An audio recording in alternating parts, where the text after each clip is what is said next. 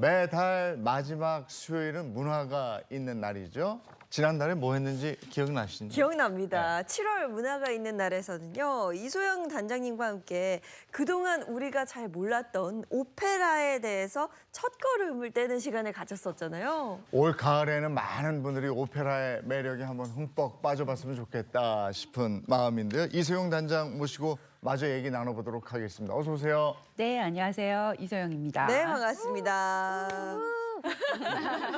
자, 7월 문화가 있는 날에 오페라 관련해서 깊은 이야기 나눴었는데요. 이소영 단장님, 그때 방송 이후에 주변 반응은 어땠어요? 오, 생각 밖으로 행복한 아침을 보시는 분들이 되게 많으신가 봐요. 이 방송을 보셨다고 인사 주시는 분들이 되게 많았었어요. 네. 단장님 이제 올 가을에 투란도트를 주목해야 되는 이유가 네. 지난번에 말씀해 주셨잖아요. 세계적인 오페라 축제가 있습니다. 아레나 디 베로나의 최초의 내한 공연이다 네, 이렇게 네. 말씀을 해주셨는데 아레나 디 베로나 어떤 곳인지 그것도 좀 설명을 해주세요. 아레나 디 베로나는 원형 경기장이라는 뜻이죠. 약 3만 명을 수용하는 거대한 규모로 지어진 베로나의 상징적인 건물입니다. 1913년도에 베르디 탄생 100주년을 기념해서 아이다를 공연했었는데요. 이게 실내 공간에서 주는 느낌과는 달리 야외 공간에서 주는 공연이 너무너무 매력적이었다고 해요. 그래서 이때부터 아레나 디 베로나가 야외 오페라 공연장의 대명사가 된 거죠. 그렇게 아레나는 야외 오페라. 그러니까 아레나 이퀄 야외 오페라, 야외 오페라는 베로나 이런 식의 등식이 성립됐는데 여름이면 6월부터 9월 초까지 전 세계에서 많은 분들이 이 베로나에 가서 이 야외 오페라를 보는 거죠. 그렇게 해서 어떻게 생각해 보면은 이 아레나, 베로나에 있는 아레나가 세계에서 가장 오래된 지붕 없는 오페라 하우스 이런 공간이 됐다 이렇게 생각할 수 있을 텐데 바로 그 100년도 넘은 이 역사가 있는 아레나 디 오페라의 개막작 투란도트를 바로 멀리 가지 않고 서울에서 볼 수 있게 된 거죠. 일단 이 관객들이요 빙 둘러싸인 이 객석에서 중앙을 보는 이 원형 구조인 이 아레나가 오페라의 성지가 된 또 이유가 있습니다. 일단 이 음향 자체가 정말 최상이라는 거예요. 왜냐하면 이 생각해보면 우리가 요즘처럼 뭐 마이크가 좋은 것도 아니고 뭐 앰프 막 이런 이야기 하잖아요. 막 요즘 같은 그런 조건이 아닌데도 당시에 정말 아레나에서 소리가 얼마나 잘 들렸을까라고 생각을 해보면 와. 우리가 영화 같은 거 보면은 사람들이 와 이렇게 소리 지르면 막 이렇게 막 울리는 그거 생각나시죠? 네. 모든 좌석에서 미세한 소리까지 생생하게 전달이 된다고 합니다. 방금 음향 말씀하셨는데 실제로 아레나 디 베로나에서 공연 보셨잖아요. 그럼요. 그 네. 미세한 소리까지 다 하나하나 좀 들리나요? 오, 그렇습니다. 정말 잘 들려요. 아레나라는 말이 원형이라는 말도 있지만 모래라는 뜻도 있어요, 라틴어로.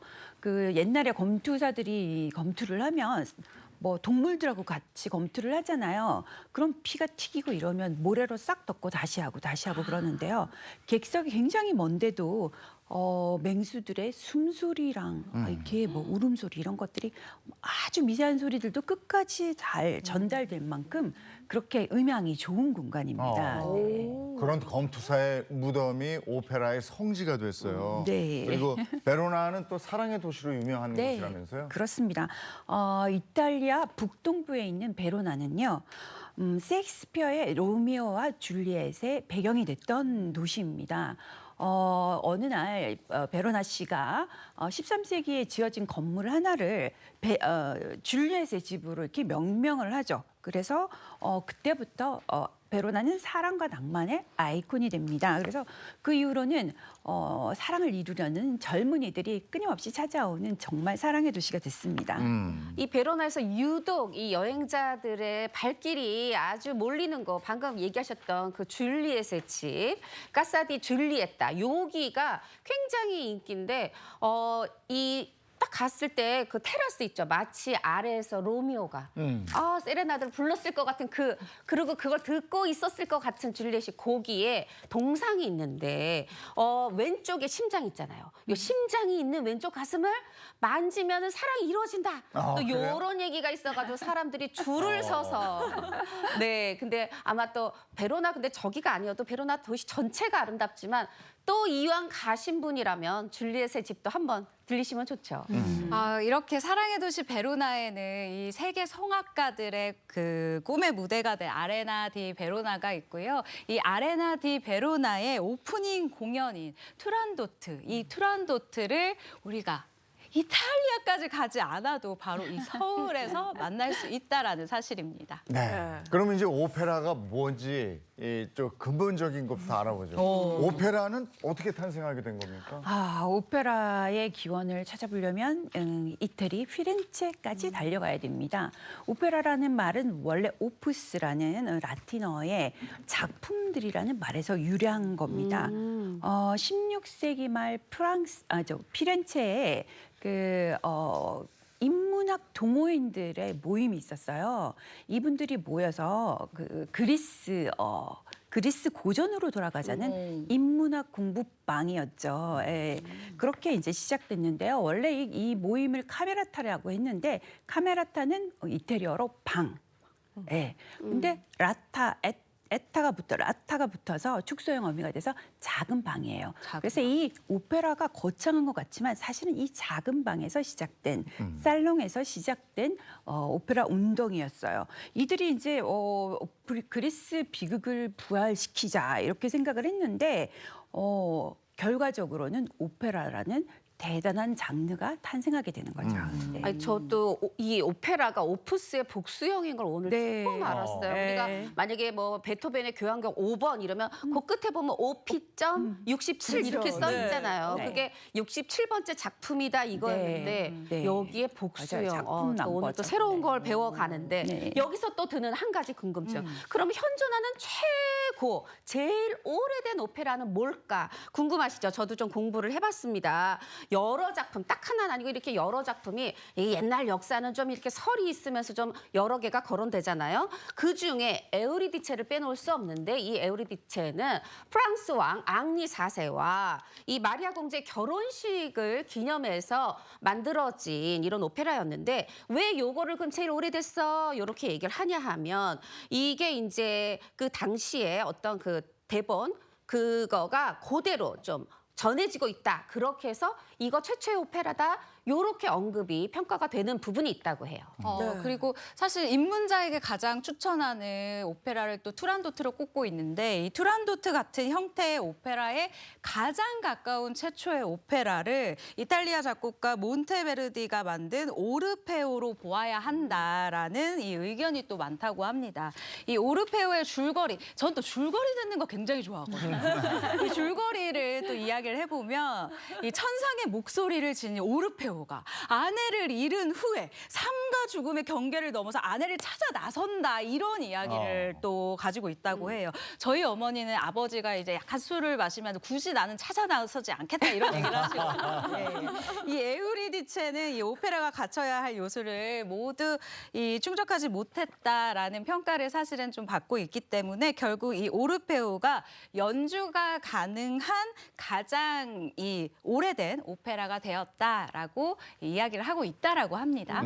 솔직히 고백하자면 저는 오페라를 잘 알지 못합니다. 그래서 지난번 7월 문화가 있는 날에 많이 배우는 느낌으로 말씀을 들었는데요. 그때 이제 저와 같은 오페라 입문자에게는 투란도트를 추천하셨어요. 네. 특별한 이유가 있을까요? 많은 오페라가 있지만 개인적으로 푸치니의 유작인 투란도트를 추천한 이유는요. 이 작품의 핵심 키워드가 바로 희망과 사랑이기 때문입니다. 네. 대부분의 오페라들이 좀 비극적이고 주인공이 마지막에 죽거나 이렇게 비극적으로 끝나는 것과 달리 이 작품은 사랑으로 승리를 이룬다라는 해피엔딩으로 현재 우리에게 굉장히 필요한 메시지죠. 네. 화면으로만 네, 봐도 와. 네. 이 힘든 시기를 잘 극복하고 언젠가는 행복에 이르지 않을까 하는 희망을 투란도트를 통해서 느끼시길 바라면서 이 작품을 추천하게 되었습니다. 네. 오페라 작품 중에 드문 해피엔딩 작품이다 네, 이러셨는데 그렇습니다. 처음 들어보는 분들도 계실 테니까 오. 투란도트가 어떤 작품인지 줄거리를 간단하게 좀 들어봤으면 좋겠어요. 그럴까요? 네. 투란도트는 푸치니의 마지막 작품이잖아요. 끝까지 작품을 완성하지 못하고 돌아가셨는데요. 투란도트는 여주인공의 이름입니다. 고대 북경의 공주의 이름인데요. 투란도트는 너무나 아름답지만 또 너무 얼음처럼 차가운 사람이었어요. 근데 또 이 미모에 반해서 많은 이웃나라 왕자들이 이 공주에게 청혼을 하러 옵니다. 그런데 청혼을 하러 온 왕자들에게 수수께끼를 내요. 3가지의 수수께끼를 내는데 이 수수께끼를 다 맞춰야만 결혼을 할 수 있고요. 아니면 목숨을 내어놔야 와, 되는 거죠. 목숨 걸고 예. 수수께끼를 차갑다, 차가워. 네, 차갑죠. 무서운데. 이미 광장에는 지난달만 해도 13명이 목숨을 잃어서 이게 광장에 이게 와. 장대에 이렇게 꽂아놓은 상태예요. 효시를. 근데 그거를 보고도 칼라프라는 또 다른 왕자가 도전을 시도를 합니다. 근데 이분 결국 해냈어요. 3개의 수수께끼를 다 맞춥니다. 근데 또 투란도트가 자신의 패배를 인정하지 않고 결혼을 거부를 해요. 거부를 약속을 하니 지키질 않네. 그러니까요. 약속을 잘 안 지켰어요. 네. 그러니까 칼라프 왕자가 역으로 자신의 이름을 맞춰라는 수수께끼를 역으로 내는 거죠. 네. 컬러풀을 맞춰라 이거죠. 네, 그렇죠. 내 이름을 맞춰봐라. 네. 한번 맞춰봐라. 이렇게 된 거죠. 그럼 나 그 결혼 뭐 안 하지 뭐. 내가 포기할게. 이렇게 된 거예요. 네. 근데 그 말을 들은 이제 공주는 뭐 전부 뭐 백성들을 잠을 재우지 않고 이 이름을 아는 사람을 색출해내려고 합니다. 정말 애를 씁니다. 네. 특히나 두려웠던 사람 누구였을까요? 주변 인물. 그 주변이. 그쵸. 네, 네. 그래서 혼자서 이 칼라프를 사랑했던 류라는 시녀를 잡아서 고문을 하기 시작합니다. 네. 그 고문을 당하자 이 시녀는 더 조금만 못 참으면 내가 칼라프 왕자의 이름을 부를 것 같아요. 그래서 그냥 스스로 자결을 하게 되죠. 아하. 자결을 하면서 무슨 말을 남겼을까요? 그대는 얼음처럼 차갑기만 하다라고 투란도트한테 한마디를 하고 자결을 하게 됩니다. 네. 네. 아니 근데 분명 해피엔딩이라고 하셨잖아요. 네. 얘기가 이렇게 끝나는 거예요, 그러면? 그러면 너무 슬프겠죠. 네. 사실 투란도트는 작곡가가 여기까지만 푸치니가 작곡을 하고 후두암으로 사망을 하게 됩니다. 아이고. 네. 그래요. 근데 작품이 워낙 좋았었기 때문에 여기에 관심을 가지고 있던 당대 최고의 지휘자 토스카니니가 이 작품을 살려보자라고 하고 푸치니가 써놓은 스케치를 바탕으로 제자인 알파노에게 의뢰를 하게 돼서 완성하게 됩니다. 근데 초연 공연에서 이 지휘를 맡았던 토스카니니가 이렇게 얘기를 해요. 죽는 장면, 자결하고 죽는 장면이 딱 끝나니까 지휘봉을 탁 놓고 돌아서서 우리 푸치니 선생님께서는 여기까지 작곡하셨습니다라고 인사를 하고 들어가 버린 거예요. 어머. 그러면 이거 완성한 아니, 그러니까요. 알파노 입장에서는 굉장히 섭섭하겠죠. 아니 토스카니니가 예. 완성하자 그래서 했더니 내가 쓴 부분은 네네. 연주도 안 해주고. 그거를 이제 거기까지 하고 하니까 굉장히 마음의 상처를 많이 받았다고 해요. 근데 다행스럽게 그 다음 공연부터는 끝까지 진행을 했다라고 합니다. 이 초연 당시에 이 그러니까 하녀 류가 세상을 떠나는 장면에서 이 토스카니니가 공연을 중단한 이유에 대해서 이야기를 했었는데 이 자신의 벗이었던 이 푸치니에게 경의를 표하는 의미에서 공연을 그렇게 잠시 탁 끊었었다고 얘기를 하더라고요. 약간 전 그거 보고 어머 오페라에 너무 낭만이 있다. 어머 너무 정이 있다 이 생각을 했었어요. 네. 네. 자, 여기까지 들은 이야기로 두 분 문화부 기자가 계시니까 한 줄 평을 내린다면 투란도트에 대해서 어떻습니까? 저희가 먼저 해보자면 앞서서 저는 그 김성환 평론가님의 이야기를 듣고 힌트를 얻었는데 일단 투란도트를 꼭 봐야 하는 이유가 딱 생각이 났습니다. 투란도트는요, 여러분 오페라를 모르는 분들도 이 작품을 꼭 봐야 됩니다. 왜냐? 똘똘한 한 채다. 요거는 똘똘한 한 채다. 작품성도 있고 줄거리도 있고 음악성도 있고 이거는 똘똘한 한 채다라는 생각을 했습니다. 저는 베로나가 아까 줄리엣 얘기하면서 로미오와 줄리엣 얘기하면서 사랑의 도시라고 했잖아요. 사랑의 도시 베로나에 가장 잘 어울리는 사랑의 오페라다. 네.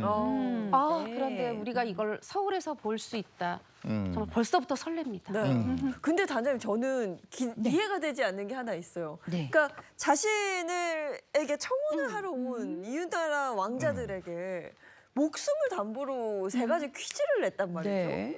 대체 왜? 왜? 만나면 되는 거 아니에요? 왜 맞아. 그랬을까요? 네. 이게 같이 살기 힘들어. 결혼할 마음이 없었네. 마음이 없었던 거 아니에요? 그런가 봐요. 결혼할 마음이. 아니 진짜 날카로운 지적인데요. 푸치니의 오페라에서 투란도트는 자기를 사랑하겠다고 찾아오는 사람들을 눈 깜짝하지 않고 목을 잘라버리는 아주 잔혹한 공주로 나오는데요. 투란도트가 이렇게 된 데는 사실 이유가 있습니다. 자신의 선대 할머니인 로린이 이방인들에게 능욕당해서 죽게 되거든요. 그래서 남성에 대한 심한 혐오감과 적대심이 깔려 있어요. 이유가 있네. 네, 그래서 수수께끼를 던지고 맞추지 못하면 가혹하게 참수시키는 거죠. 야, 이게 이제 올 가을에 정말 생생하게 볼 수 있는 건데, 근데 전 또 궁금한 게 그 세 가지 수수께끼를 냈다고 그랬잖아요. 네. 근데 그걸 맞춘다고 그랬잖아. 네. 그게 어느 정도 난이도의 수수께끼인지 그게 또 궁금해서. 생각보다 쉽지 않습니다. 네. 네. 그거 어느 뭘까? 정도인지. 네. 그거 한번 알아보는 시간을 갖도록 하죠. 네. 네. 올가을 최고의 오페라 화제작으로 손꼽히는 아레나 디 베로나의 투란도트의 첫 번째 수수께끼를 들려드릴 텐데요. 네. 잘 듣고 수수께끼에 대한 답을 앞에 있는 화이트보드에 한번 써봐 주시기 바랍니다. 네. 재밌겠다. 근데 단장님 그 아이고, 오랜만에 시험 트란도트의 보네. 세 가지 수수께끼 아시는 분들도 있을 테고 네. 모르는 분들도 있을 텐데 네. 이게 다 공개해도 되는 거예요? 그럼요. 아시는 분들께서는 또 한 번 더 복기를 해보시고 또 모르시는 분들은 이번에 이렇게 또 예습을 해보시는 거죠. 네. 네. 자, 그럼 해볼까요? 첫 번째 수수께끼. 내가 지금 예. 탈라프가 된 거야. 네. 잘 맞추셔야 됩니다. 여기는 네. 참수는 없습니다. 자, 다음 내용을 잘 듣고 떠오르는 단어를 네. 적어주세요. 투란도트의 첫 번째 수수께끼. 어두운 밤을 가르며 나르는 환상. 모두가 원하는 한상. 밤마다 다시 태어나고 아침이 되면 다시 죽는 것. 이것은 무엇일까요? 바로 딱 떠올랐어. 저도요. 떠올랐어요? 저도 딱 쉽지 떠올랐어. 않은데? 저는 맞는 잘 모르겠지만 네. 밤마다 이제 다시 태어나고 아침 되면 저도. 꿈을 똑같아요. 꾸잖아. 저도 꿈. 그래. 밤 되면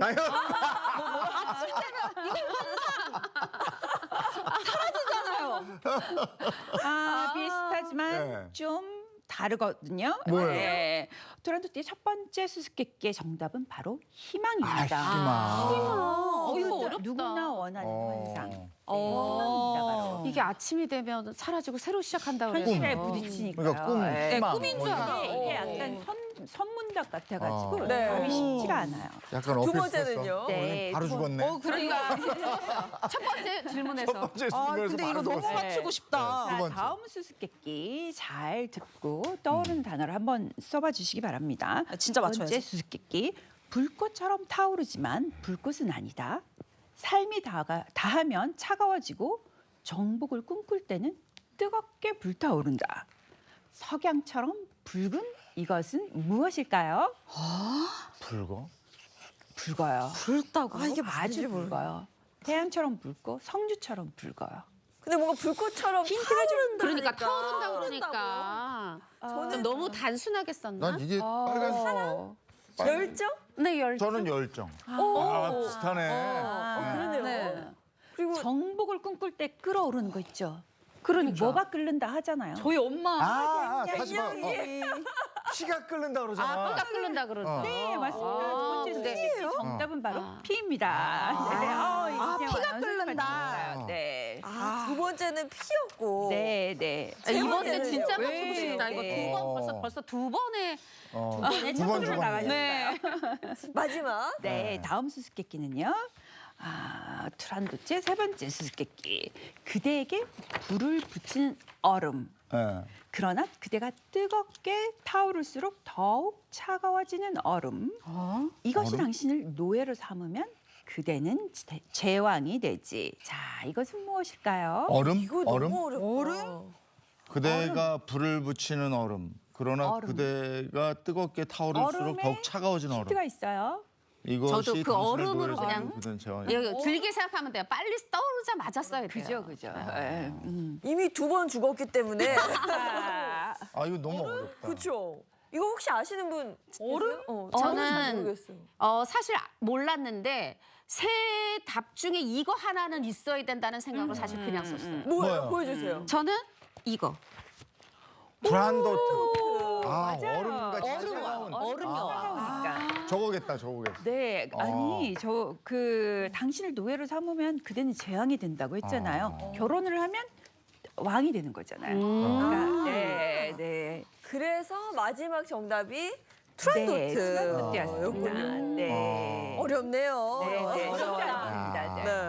자, 이 올가을에 찾아오는 아레나 디 베로나 오페라 투란도트. 네. 네. 이게 제페렐리가 연출을 맡았는데 네. 이 특징도 좀 궁금합니다. 제페렐리의 특징은 의상이든 무대든 역사적 고증을 철저하게 거친다는 점이 그의 특징인데요. 거기에서 고증에서 그치지 않고 그걸 더 화려하고 더 규모가 있게 규모를 확장시킨다는 게 제페렐리 연출의 특징입니다. 이번 투란도트 역시 무대 세트, 의상, 귀걸이, 목걸이 등 제페렐리의 소품 하나하나를 다 그대로 한국에 들여오거든요. 그래서 공연을 보시면 그 화려함과 섬세함에 아마 깜짝 놀라시게 될 겁니다. 항상 이상의 것이 될 거예요. 네. 궁금해요. 자 이번엔 오페라 요건 몰랐지 한번 해볼까요? OX인데 네. 그 최정아 기자가 한번 네. 제가 한번 해보도록 네. 하겠습니다. 오페라 요건 몰랐지 코너인데요. 역시 이소영 단장님을 제외한 이 세 분께 제가 질문을 한번 드릴게요. 네. 오페라 공연장에 네. 이 명당 자리 클릭 잘하셔야 됩니다. 네. 이 명당 자리는 따로 있다. 이 세 분. 있지. 세 분은 그치. 앞에 OX 편말을 들어주세요. 왜냐하면 당연히 그 가격이 다 다르던데. 그러니까. 이런. 이런. 들어가서 보셨네. 예매창을 보셨네요, 벌써. 예. 정답은요? 정답은 오입니다. 그렇죠. 네, 맞습니다. 다 맞추셨는데요. 네. 일반적으로 오페라를 즐길 때는 목적에 따라 자리를 선택하시는 것이 좋습니다. 목적에 따라. 네. 먼저 줄거리를 잘 모르신다면요. 2층 앞좌석이나 1층 뒷좌석이 좋습니다. 오, 꿀팁이다. 줄거리가 잘 볼 수 있어요. 아하. 네. 음향적으로도 가장 좋은 위치이고요. 무대 전체를 볼 수 있다는 점도 장점이긴 하지만 자막을 보기 가장 편리한 좌석이라는 점. 네. 네. 다만 출연자들의 섬세한 호흡의 흐름이나 표정 이런 거는 좀 보기 어렵겠죠. 아무래도 뒤쪽이니까요. 네. 그 망원경 가져가야 돼. 그렇죠. 오페라 글래스. 오페라 네, 안경. 오페라 글래스 네. 가져가면 좋죠. 아니 근데 좀 부끄럽네요. 전 명당 자리라 그래서 비싼 좌석 이렇게 가격 생각했는데 이런 또 네, 꿀팁이네요. 그러니까요. 근데 저는 단장님 네. 뭔가 공연을 볼 때 한눈에 확 들어오는 게 좋거든요. 네. 그럴 때는 어디 앉아야 네. 돼요? 그럴 때는 1층보다는 오히려 2층, 3층 중앙 쪽에서 보시면은요 전체를 볼 수 있어요. 앞에서 보면 이 앞쪽 면만 보게 되는데 위에서 보면 전체 무대를 다 볼 수 있거든요. 그래서 그렇게 권해드리고 싶어요. 그렇지만 이제 나는 연주자들의 표정이나 숨소리 이런 것까지 섬세하게 느끼고 싶다. 그러면 1층 앞좌석으로 가시는 게 좋고요. 네. KS 피오동 같은 경우는 이렇게 둥글게 생겼기 때문에요. 여기 D석이나 요 오른쪽 왼쪽 사이드 끝쪽 앞쪽도 괜찮습니다. 네. 그러면 아이들하고 같이 갈 때 그때는 네. 어디 이거 할까요? 중요하죠. 아이들은 맞아요. 아무래도 집중력이 조금 떨어지기 때문에 중간 이동할 수 있잖아요. 그래서 사이드 통로 쪽 좌석을 선택하는 것이 좋을 것 같아요. 네. 네, 꿀팁입니다. 네, 하나 더 해볼까요? 빠르게. 네. 오페라 이거 몰랐지? 자, 주인공 캐스팅. 네. 이 주인공 캐스팅은 외모 순이다. 에이, 에이, 그건 아니지. 저 오늘 좀 문제가 네. 쉽죠? 네. 우리가 앞에 세 개 수수께끼가 너무 어려워서 요거 몰랐지로 자존감을 좀 네. 회복시켜드렸습니다. 이거 오면은 저 네. 삐질 거예요. 정답은 네. X. 네. 맞습니다. 네, 여러분들 다 맞추셨네요. 네. 오페라의 주인공을 결정짓는 것은 외모가 아니고요. 목소리입니다. 목소리. 대부분 주인공은 소프라노나 테너가 맡게 되는 경우가 많죠. 클라이막스로 가면서 호소력 있는 감정을 전달하고 깊은 힘을 줄 수 있기 때문이죠. 그런데 역할에 따라서 목소리가 굵은 소프라노가 할 수도 있고 가녀리고 가냘픈 소프라노가 할 수도 있습니다. 네, 네. 목소리에 따라서 결정됩니다. 근데 오페라 가사 분량이 진짜 많잖아요. 네, 네. 그거 어떻게 다 외우는 건가요? 뭐 이게 성악가들에게 굉장히 큰 스트레스예요. 근데 되게 유명한 성악가로 성장하는 분들이 대타로 들어가서 발탁이 돼서 그럼 되는 다 경우가 외우고 있어야 많잖아요. 된다는 얘기야? 네. 그러네, 평상시에. 대타로 들어가려면 어. 무조건 암기하고 다 있어야 되잖아요. 어. 그래서 성악가들, 훌륭한 성악가들은 보면 적어도 10개, 20개 정도의 자기 레파토리를 가지고 있습니다. 참 대단하죠? 대단하네. 아무 때나 불러도. 예. 네, 네. 근데 이렇게 저희가 그 오페라 관련해서 특히 투란도트 이야기를 나눠보니까 저는 진짜 보고 싶다 이런 생각이 들어요. 네. 우리 다 같은 생각이시지 그리고 않을까 이번에 싶습니다. 볼만한 것이 또 거기서 그대로 그 공연장 무대 세트까지 그대로 들여오잖아요. 그러니까요. 그러니까 그 보는 맛이 있을 거고 그 웅장함을 그대로 느낄 수 있을 것 같습니다. 오늘도 도움 말씀 주신 이소영 단장님 고맙습니다. 고맙습니다. 감사합니다.